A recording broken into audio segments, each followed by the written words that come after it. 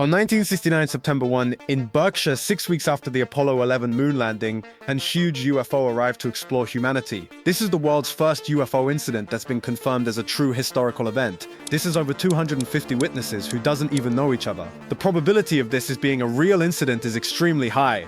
So let's see exactly what happened on that night. Let's start with a woman named Jane Green. On that September evening, Jane was driving from Stockbridge to Great Barrington with her friend Mary. As they were driving, Jane started to see a light in the distance. At first, she thought it was police cars doing some kind of investigation. But as she got closer, the light started to grow bigger and stronger. And as she got even closer, the light became so intense that she literally couldn't drive anymore. It was blinding. So Jane pulled over and got out of the car. Another car pulled over too, because they were experiencing the same thing. And that's when Jane saw the most terrifying thing she had ever seen in her entire life. A huge UFO was floating in the air just a couple of meters from the ground. When describing how big this thing was, Jane said she couldn't see an end to it from the left or the right. According to all the witnesses who saw it, this thing was at least 100 meters wide. And here's what made it even more unsettling. It was extremely quiet. It didn't make any sound at all. While Jane and the other witnesses were standing there in absolute shock, the UFO suddenly went up into the sky a little bit and stopped. Then it went up again and stopped again. Then it flew over a nearby mountain. All of that happened in less than 10 seconds. This massive silent object just casually defied physics right in front of them and then disappeared. But here's where this story gets absolutely insane. While Jane was watching this UFO about 8.6 kilometers away, a 10-year-old boy named Tom Warner was at his neighbor's house drawing with his nanny, who was also named Jane. Tom was just sitting there, drawing peacefully, when suddenly he hears a voice inside his head. The voice says, "Go home now." Tom freaks out. Jane Shaw asks him what's wrong, and Tom replies, "I need to go home. I need to go home." Then Tom just starts running out of the house as fast as he possibly can. Jane follows him, screaming at him to stop, and then something absolutely horrifying happens. Tom starts floating up into the air. He's running, but he's running in the air. Then he loses complete control over his body. He can't move anymore. His body slowly starts rotating to the left. Jane Shaw, terrified by what she's witnessing, starts to feel dizzy. Then the light goes off and Tom disappears with the light, just gone. Meanwhile, about 3 kilometers away near Mansfield Lake, a 12-year-old girl named Melonie was on holiday with her family. It was a really hot day, so they were enjoying some ice cream and chilling by the lake. Then they see the same strong light in the air. They were all shocked, and Melonie and her sister start screaming loudly in fear. The screaming was apparently enough to make the UFO move away. But Melonie's dad gets really curious and starts following the UFO. And this is where Melonie's memory gets fragmented.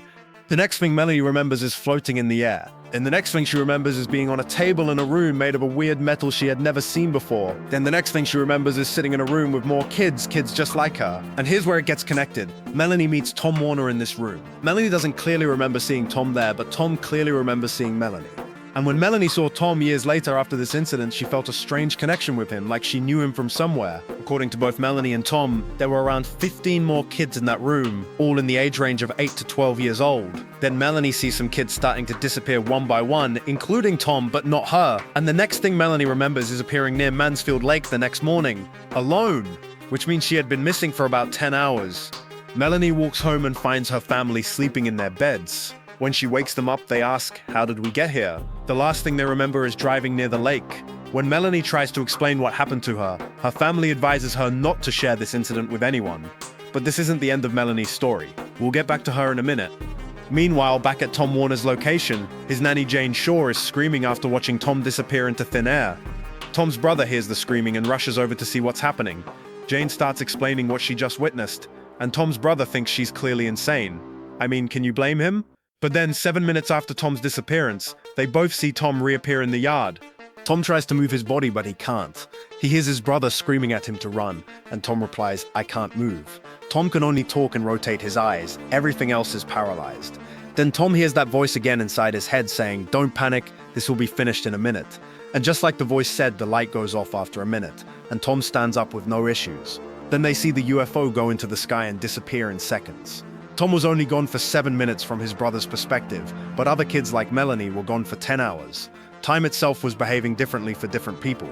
Tom later decided to draw what he experienced from memory, and the drawing still exists today. If you're already disturbed by this, go ahead and smash that like button, because this story somehow gets even weirder. Now let's talk about another Tom. A 9-year-old boy named Tom Reed was in a car with his family, driving home after having dinner at a restaurant called Village Green. when they were crossing Sheffield Bridge, which is about 8.7 kilometers away from Mansfield Lake, they saw a strange light coming from the distance. In seconds, the UFO was directly above their car. Then their car started to float in the air. Tom's mom described that it was very quiet, and she felt like she was in a soundproof room. Then everyone passed out. The next thing they remember is reappearing on a different road, about 1.7 kilometers away from Sheffield Bridge. But here's the disturbing part. Tom's grandma was now in the driver's seat, and she doesn't even know how to drive. The engine was turned off. They all felt like they had just woken up from sleep, but they only remember disappearing and reappearing instantly, like it happened in a second. Only Tom Reed remembers that something happened in between, but he can't remember what. He describes it like trying to remember a dream you had. Tom feels like only 15 minutes had passed, but in reality they had been missing for 3 hours. 3 hours just gone, with no memory of where they went or what happened. Meanwhile, the local radio station, WSBS, received hundreds of calls that night reporting a UFO. Hundreds. But none of those call recordings exist anymore. The police claim that no one reported the incident. There was also no mention of this incident in newspapers. But a journalist was later able to find a writer who worked for those newspapers at the time. The writer confirmed that he received reports of this incident during the same week, but he had rejected them because he didn't believe they were real. So there was a deliberate suppression of information happening.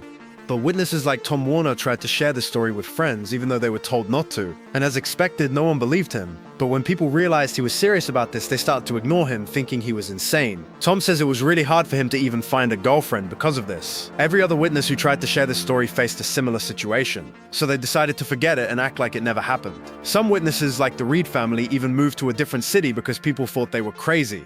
And then after decades, when these kids became married adults and didn't fear rejection anymore, they started to talk about this publicly.